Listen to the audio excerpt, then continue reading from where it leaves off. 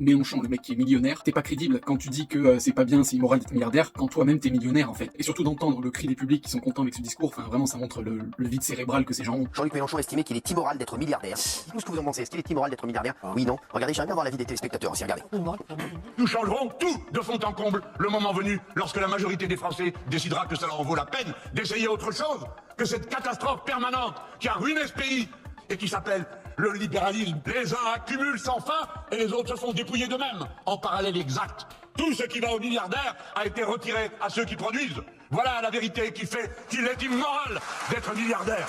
Est-ce que là, on a assisté à une blague ou un troll en public? Je sais pas. Mélenchon, le mec qui est millionnaire, alors qu'il n'a jamais travaillé de sa vie, à part si on considère que être politique est un travail. Bon, en soi, en vrai, je considère que c'est un travail, d'être politique. Mais voilà, quoi, je suis désolé. Tu peux pas avoir... En fait, t'es pas crédible quand tu dis que c'est pas bien, c'est immoral d'être milliardaire, quand toi-même t'es millionnaire, en fait. Et que tu parles à généralement, ceux qui votent pour toi à l'extrême gauche sont des gens qui n'ont pas beaucoup d'argent, généralement. Donc c'est, voilà, ça me fait bien rire. Et surtout d'entendre le cri des publics qui sont contents avec ce discours, enfin vraiment ça montre le vide cérébral que ces gens ont. Parce que là on se fout vraiment de leur gueule quoi. Mélenchon, en fait c'est là qu'on voit que les politiques, ils sont déconnectés de la vraie vie et qu'ils peuvent tout dire. Et c'est n'importe quel politique, ils vont te dire gauche alors qu'ils vont aller à droite, ils vont te dire blanc alors que c'est noir, ils vont dire des grosses énormités, le lendemain ils vont dire l'opposé de l'énormité. Enfin voilà, les politiques c'est impunité totale. Vraiment, ils font ce qu'ils veulent, c'est les jokers de la société. Après dans le fond, est-ce que c'est immoral d'être milliardaire? Pour moi la question elle se pose pas, il n'y a pas de moral ou immoral. Alors bien sûr, c'est ridicule d'être milliardaire. Je veux dire, vous ne pourrez jamais utiliser tout cet argent dans votre vie.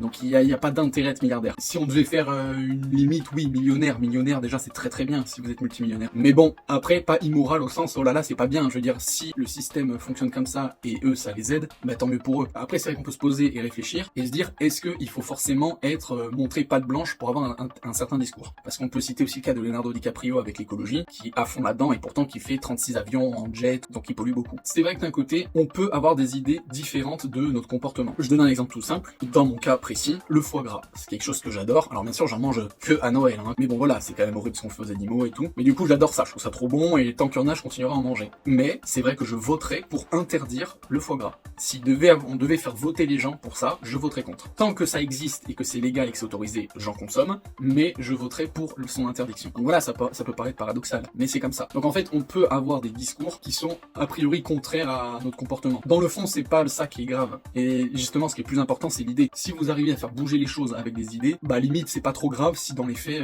vous contredisez vos idées en fait. Après, c'est vrai que ça peut décrédibiliser votre message et refroidir certaines personnes. Il fait pour moi de la bonne dialectique, c'est une vraie question qu'il pose. Et lui, il stigmatise les inégalités. Moi, c'est ça qui me choque. C'est-à-dire que quand vous êtes milliardaire, forcément, vous avez exploité des gens qui ont produit et qui eux sont restés au bas de l'échelle. Gilles Vernet, pour moi, dans les lignes, je vais être payé pour le fruit de mon travail. Oui, si je devais payer pour le fruit de votre travail, vous gagneriez pas beaucoup. Je vous le dis, je vous le dis. Les salaires que vous avez, j'aimerais que ce soit des enseignants, des policiers, des pompiers, qui nous mettent des agriculteurs. Bien sûr. Il faudrait les augmenter. Il quand même garder l'argent dans votre poche. On est pour un nivellement par le haut et vous voulez bien sûr, tous les c'est exactement ça. Moi je veux nivellement par le haut, vous voulez nivellement par le bas. C'est l'histoire de votre monde.